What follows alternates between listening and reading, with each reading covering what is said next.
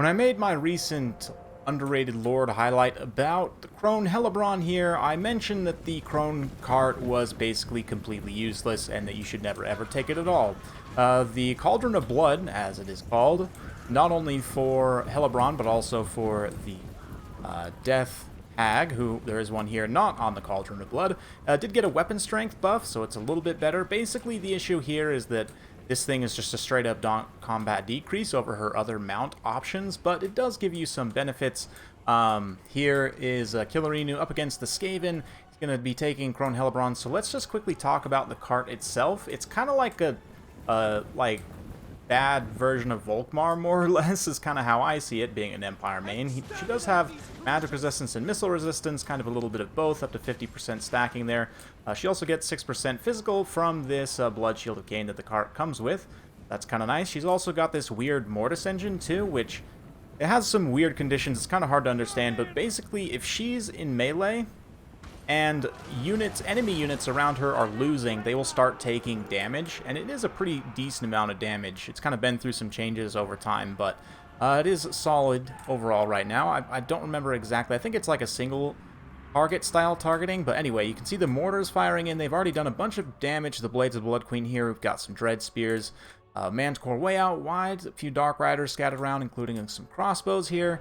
And leading the way, of course, for the Skaven, the new thick boy. We've got Throp the Unclean, Morskatar's Hellion. We've got the Packmaster as well. Mortars firing in the back, some Warp Grinders, couple of Rat Ogres. There's a second Manticore here. Okay, so double Manticore, actually pretty solid. Manticores are super cost effective. Crone drops her kind of attack Death Blob here, and I will say this is Killer Inu specifically was asking me for tips in chat just today when I got this replay, so I would say you're blobbing up quite a bit right here. All these spears probably don't need to be all on top of this. Like, you could have maybe spread a few of them, or even you don't necessarily even have to commit them, just keep them back in reserve if you're wanting to just fight on this limited front here. But in the back line, it's a great job coming in. The Grinders do stop up both the Manticores, but the Dark Riders are able to kind of get a little bit of a rear charge here. Maybe spring one of these Manticores loose. You can see the Wolf Rats, thankfully, because they have such terrible leadership, just immediately tear her out, which is nice. That leaves this other Dark Rider free to kind of come in and actually finish off the mortars there. So shutting down the mortars, super important. Probably objective number one, to be honest, anyone playing against the Skaven. If you guys want to hear me rant about Poison Winds a little bit, go watch a recent stream I did.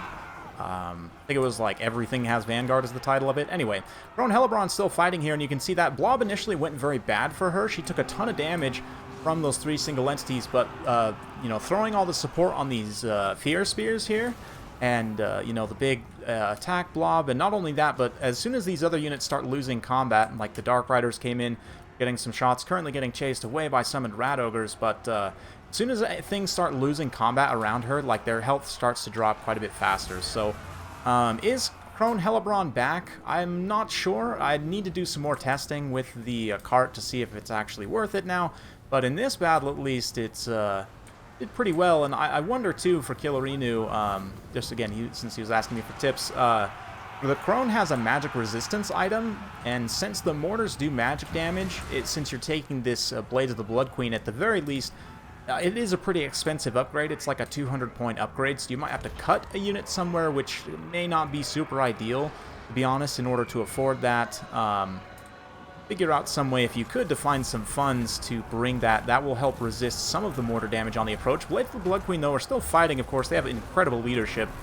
They will still continue to fight, even though they've mostly been killed off by poison gas. Skaven are definitely in a bit of a rough place. They've got all sorts of stuff scattered around. Killer Inu's doing a great job chasing with these Manticores and the Dark Riders and everything. Throt, I think, is hanging around in the periphery somewhere. Yep, up on the high ground. He's going to come back down as he starts to regenerate, and that'll keep the balance of power relatively close.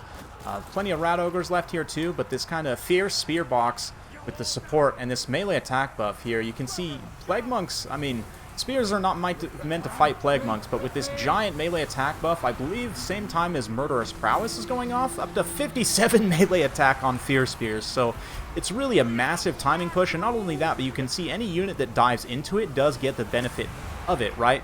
Which is not the same as something like Hammer of Sigmar, for example. From Volkmar, it only hits the units that are inside of it when you cast it, right? And that is a benefit of the Gaze of Cain over what Volkmar brings to the table. Again, Crone HELLEBRON on this mount is kind of just like a more expensive, less good Volkmar. I mean, instead of regenerating, she's a weird Mortis engine, which is maybe not terrible, but you can see here that the Rat Ogres and Thrall the Unclean with Creature Killer active, they're still taking that. You can see the effect there from the sword down at the bottom.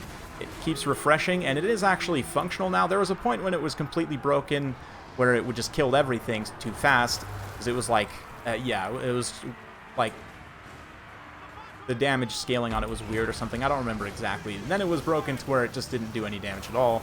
Now it seems to be in a place where it is actually functional. So I'll have to take a look at the Crone kind of acting as a Mortis engine on this mount at least.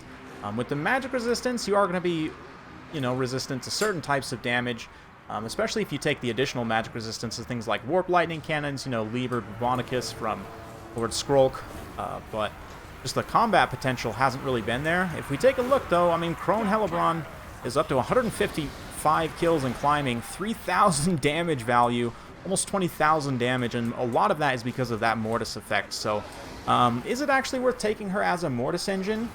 Again, potentially. I do need to look into this a little bit more. Dark Elves are in a weird place right now where I would probably rate them as one of the worst factions in the game, actually, but this build seems pretty decent to me. I mean, Skaven player potentially made some mistakes, you could argue, and there is certainly an argument to be made there, but I think, again, Kilrinu did make some mistakes as well, kind of overblobbing a little bit, getting his crossbows for a second. Yeah, they're just now coming back to the battle, but totally fine. Ended up winning out in the end. Crone HELLEBRON does actually bite the dust at the last second, but up to 177 kills, 3,300, almost 3,400 damage value.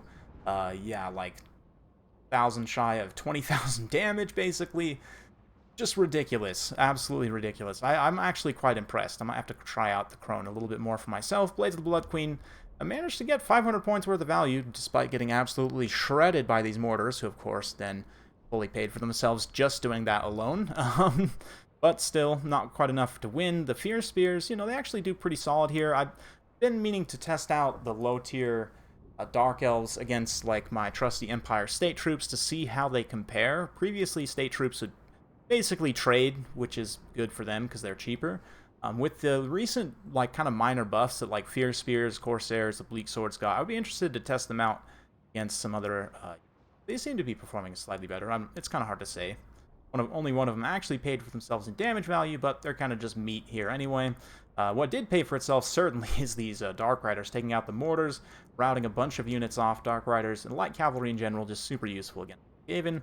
Manticore's also probably the best monster in the game because it's so cost-effective. Both of them paid for themselves, certainly in terms of damage and especially in terms of terror.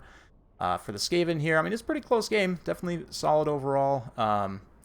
The mortars paid for themselves. Rat Ogres had a little bit of a tough time, kind of nicknamed Rout Ogres because they rout off all the time. But, yeah, the Morskatar's Hellion also kind of got chewed up a little bit there. Fun stuff. Hopefully you guys enjoyed watching. If you do like this sort of content, be sure to like, subscribe, hit that bell notification. Every time I upload a new video, you'll be notified. Thanks again. We'll see you next time.